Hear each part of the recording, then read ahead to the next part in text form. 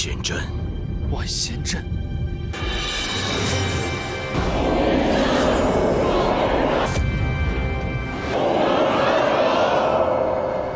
Menjadi setan.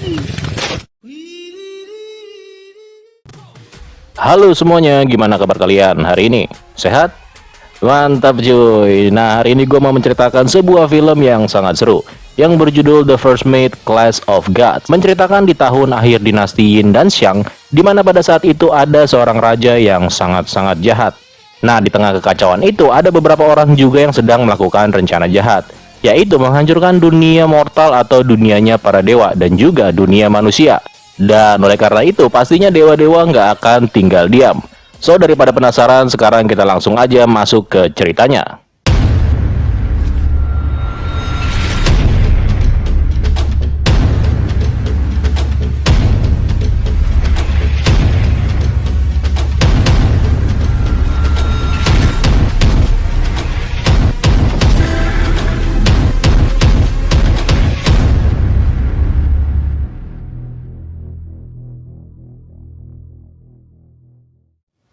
Dahulu kala ada seorang raja yang bernama Sang Zhou. Dia adalah seorang raja yang jahat dan sangat diktator dari dinasti Xiang.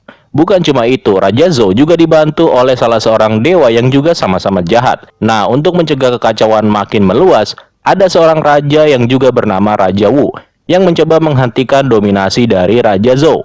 Dengan ribuan pasukannya, Raja Wu kini sedang dalam misi untuk melindungi seorang Perdana Menteri yang bernama Jiang Zia yang sedang melakukan sebuah ritual, yaitu meminjam kekuatan dari sebuah mustika yang bernama Segel Dewa, dengan maksud untuk menyegel kekuatan para dewa yang sudah bekerja sama dengan Raja Zhou. Nah, ketika Raja Zhou berhasil dijatuhkan, nantinya dia akan digantikan dengan si Raja Wu ini. Kemudian di tengah ritual, Raja Wu memerintahkan jenderalnya yang bernama Jenderal Deng untuk bersiap-siap andai aja ritual ini menjadi gagal. Karena jika penyegelan kekuatan dewa sampai gagal, maka dia diperintahkan untuk menghancurkan altar penyegel dewa, tempat di mana si Perdana Menteri ini sedang melakukan ritual. Dan benar aja, ketika Jiang sedang melakukannya, tiba-tiba saja seorang dewa yang bernama Shen Gongbao datang bersama beberapa anak buahnya. Shen Gongbao adalah penasihat istana Raja Zhou, dan dia dikirim kemari untuk mengambil segel dewa tersebut.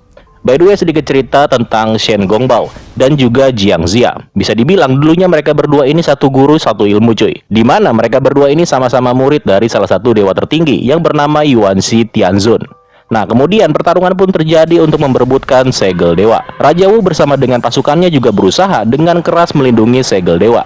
Dalam pertempuran ini banyak sekali pasukan kerajaan Wu yang harus mati. Nah, karena keadaan semakin chaos, Jiang Zia memerintahkan salah seorang yang bisa dibilang dia ini juga dewa, yang bernama Lei Zhenzi, untuk menghancurkan altar penyegel dewa.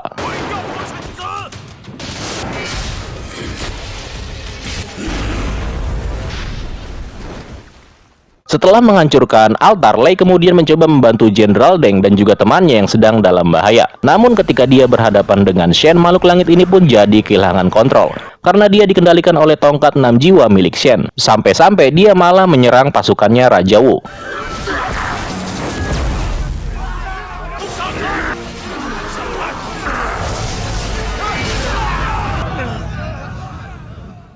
Akibatnya, segel dewa kini berhasil direbut oleh Shen.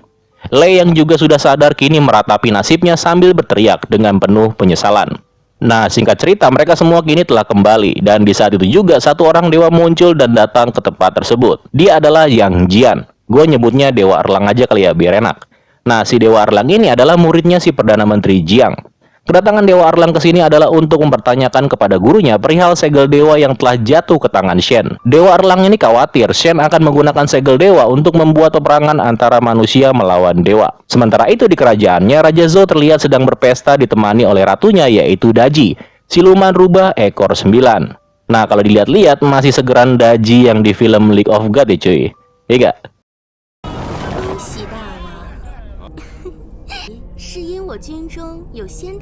Next, di tempat lain, Shen terlihat memasuki sebuah tempat rahasia, dan di sini dia bertemu dengan ketua sekte yang bernama Tong Tian. Tong Tian ini bukan orang sembarangan cuy. Dia adalah pemimpin sebuah sekte yang bernama Sekte Ji. Menurut kepercayaan Taoisme, dia seringkali dijuluki sebagai Grandmaster of Heaven, dan dia juga adik dari Yuanxi Tianzun, si dewa tertinggi yang gue ceritain sebelumnya tadi. Nah, mereka berdua ini sengaja bekerja sama untuk menciptakan kekacauan, yaitu dengan menggunakan segel dewa. Di tempat lain, Dewa Erlang yang lagi sibuk mengurusi jenazah para tentara yang mati sebelumnya secara nggak sengaja bertemu dengan Lei yang kini sudah sadar. Ketika tersadar sebelumnya, Lei sangat merasa bersalah atas musibah yang sudah terjadi. Di sini si Dewa Erlang merasa penasaran dengan sosok wanita yaitu si Jenderal Deng, karena dia baru aja diomelin. Karena Jenderal Deng nggak suka dengan kelakuan Dewa Erlang yang sesuka hatinya mengkremasi para tentara yang sudah mati. Si Jenderal Deng ini maunya tuh para tentara itu dikremasi dengan cara yang terhormat, bukannya di laser gini cuy. Next, Jiang Zia memerintahkan Dewa Erlang untuk menyelidiki sebuah kota yang bernama Sensun. Nah, si Jiang Zia ini percaya kalau Shen akan membawa segel dewa ke tempat tersebut. 300 tahun yang lalu, Shenzhen dulunya adalah sebuah ibu kota pada masa dinasti Xia. Pada saat itu ada seorang raja yang bernama Centang dari dinasti Xiang yang berhasil mengalahkan kerajaan Xiaji yang pada saat itu dilindungi oleh ratusan dewa. Nah, si Raja Centang itu berhasil mengalahkan para dewa dengan menggunakan segel dewa. Dan setelah perang tersebut berakhir, kota itu dipercaya bisa dijadikan altar untuk membuka segel dewa. Dan ternyata benar, di saat yang bersamaan Shen sudah ada di kota tersebut. Dan ketika hendak melakukan misinya, si Dewa Erlang juga sudah sampai di tempat ini. Namanya juga dewa cuy, cepet banget datangnya. Baru aja di briefing ya kan, udah sampai aja.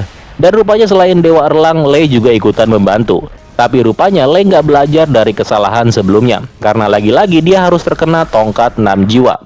Dan mau nggak mau Dewa Erlang harus meladeni si tua bangka ini. Di sini Shen sempat memberitahu kalau yang dimaksud dengan menyegel dewa sebenarnya adalah mengorbankan dewa itu sendiri. Selama pertarungan itu mereka juga dikejutkan oleh kemunculan seorang dewa yang bernama Nasha. Gua panggilnya Nacha aja ya cuy, lebih enak gitu. Nah, si Nacha ini juga datang untuk mencegah Shen membuka segel dewa. Dan seketika itu juga langit berubah menjadi gelap. Dan jika Shen membuka segel itu, maka akan ada banyak dewa yang akan datang dari langit yang akan dikorbankan. Dan begitu Shen membukanya, ternyata kosong cuy. Nah, setelah itu Shen dibuat pingsan oleh Nacha. Tapi di luar dugaan sesuatu terjadi lagi. Satu orang dewa yang bernama Tu Xingsun juga datang ke tempat ini, di mana si dewa tersebut langsung pergi membawa Shen. Rupanya Xingsun ini juga pengen mengambil segel dewa. Nacha yang melihat dewa kurcaci itu datang dan pergi secara tiba-tiba, kemudian memutuskan untuk mengejarnya. Dan bukan cuma Nacha, Dewa Erlang dan juga si Lei juga ikut-ikutan memburu dewa tersebut. Singkat cerita, Shen yang sudah ditangkap kemudian dibawa dan dikurung.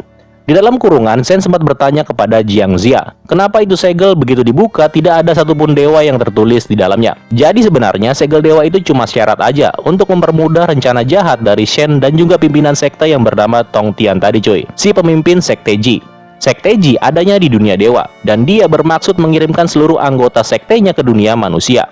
Nah, dengan menggunakan tongkat 6 jiwa kepunyaannya si Shen, maka si pemimpin sekte yaitu Tong Tian akan membuat altar yang kemudian membuka daftar segel dewa, sehingga dunia manusia dan dewa menjadi terbuka. Di sini Jiang Zia juga curiga kalau rencana itu juga ada hubungannya dengan Daji si rubah ekor 9, permaisurinya Raja Zhou. Mendengar hal itu, Nacha dan Lei lalu berniat untuk menghancurkan tongkat 6 jiwa. Ketika Nacha mencoba menghancurkan tongkat tersebut, secara nggak diduga terjadi sesuatu yang misterius. Lei merasa kalau ada sesuatu di dalam dirinya. Nacha yang nggak bisa menghancurkan tongkat itu kemudian menyuruh Lei untuk berubah dan ikut menggunakan kekuatannya untuk menghancurkan tongkat tersebut. Uniknya, Lei ini kalau mau berubah lagi ke wujud dewanya, dia harus disakiti cuy. Nah, ketika Nacha mencoba menyakiti Lei, muncullah si Dewa Erlang. Dan hampir aja terjadi perselisihan di antara mereka berdua. Setelah Dewa Erlang pergi, Lei lalu meminta Nacha untuk berbicara empat mata. Melalui pembicaraan mereka ternyata diketahui kalau niat awal dari si Jiang Zia dan juga para manusia menggunakan segel dewa bukan hanya untuk menyegel ilmu sihir para dewa yang membantu Raja Zhou. Karena segel dewa tidak bisa memilih mana dewa yang akan disegel, maka mau nggak mau semua dewa yang ada di bumi lah yang akan menjadi korban. Karena tidak menerima hal tersebut, Dewa Erlang, Nacha, dan juga yang lainnya hampir aja terlibat perselisihan. Namun tiba-tiba anak buahnya Shen datang dan menyerang tempat tersebut. Sampai-sampai markas mereka dibuat hancur lebur.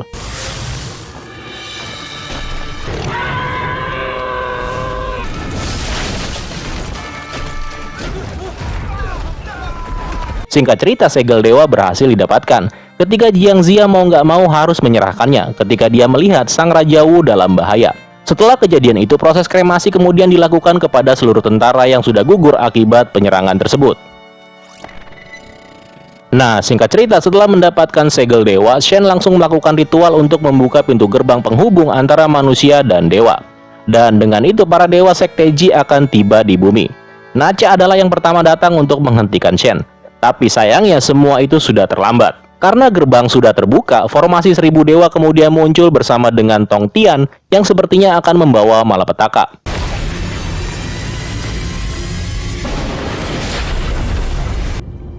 Wan Xianzhen. Wan Xianzhen.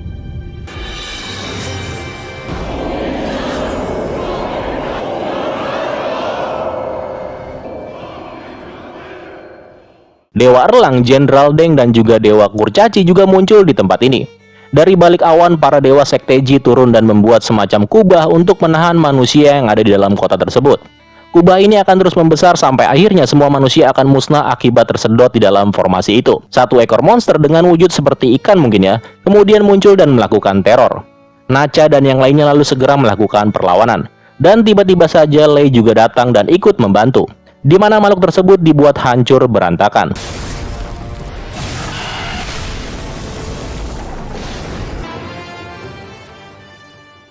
Setelah itu, Dewa Erlang dan yang lainnya lalu berinisiatif untuk memecah formasi 1000 dewa dengan cara berpencar ke berbagai arah.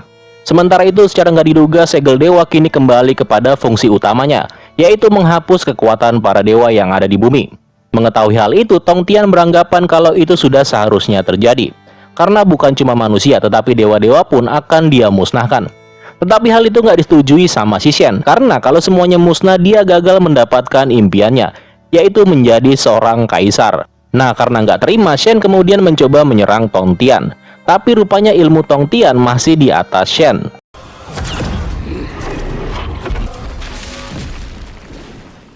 Setelah berhasil mengusir Shen, Tong Tian lalu meneruskan rencananya menghancurkan dunia manusia. Di tengah kengerian tersebut, secara tiba-tiba dua orang dewa datang dan melakukan pertolongan. By the way, dua dewa ini adalah orang-orangnya Raja Zhou yang kini telah membelot. Dan bukan cuma itu, selain mereka berdua, kini muncul lagi segerombolan dewa yang selama ini menyamar sebagai manusia, di mana mereka semua datang membantu. Nah, di tengah pertarungan yang seru itu, Jenderal Deng secara nggak sengaja melihat Shen yang lagi lompat-lompatan bersama dengan hewan peliharaannya. Dan dengan cepat Deng melakukan pengejaran, di mana dia berhasil menangkap Shen dibantu Lei dan juga para warga kampung situ cuy. Nah, di sini Shen sebenarnya mau dibakar massa, tapi Shen kemudian berhasil meyakinkan Jenderal Deng kalau dia punya sebuah cara untuk menghentikan invasi dari Sekte Ji. Dengan menggunakan tongkat miliknya, Jenderal Deng lalu dikirim untuk menutup segel dewa. Jenderal Deng bersama dengan Dewa Kurcaci lalu sampai di tempat di mana segel dewa berada. Sementara itu, Nacha, Dewa Erlang, dan juga Lei memutuskan untuk menyerang Tong Tian secara bersama-sama. Nah, setelah selesai mengalahkan para penjaga segel dewa, Jenderal Deng dengan sekuat tenaga kemudian mencoba menutup segel dewa. Ketika segel itu tertutup, Tong Tian menjadi marah sampai-sampai Nacha harus menjadi korban.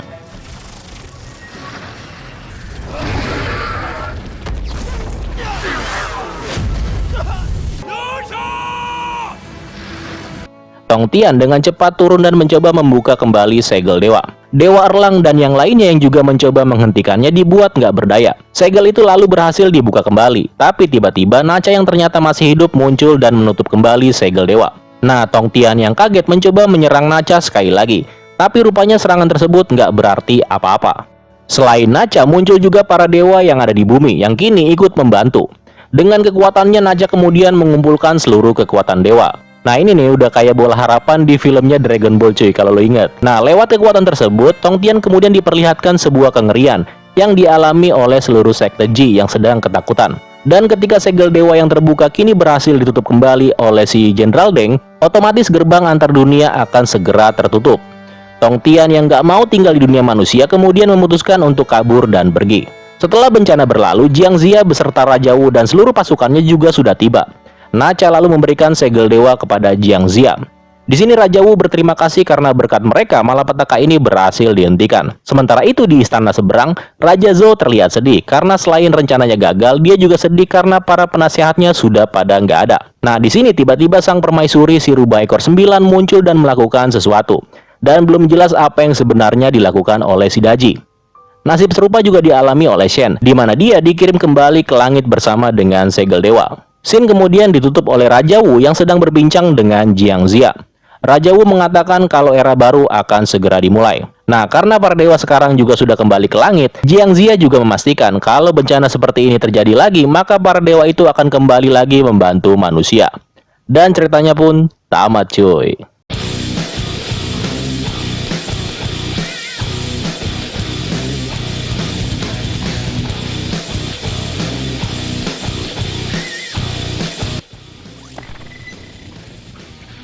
By the way, ceritanya lumayan kompleks ya cuy. Ada banyak banget plot hole yang sepertinya sengaja dibuat dan mungkin dengan maksud supaya film ini menarik perhatian para penonton. Tapi menurut gua terlalu annoying jadinya.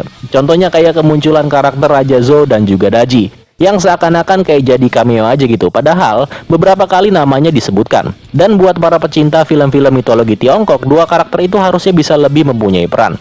Bukan sekedar nongol sebentar terus hilang, ya enggak?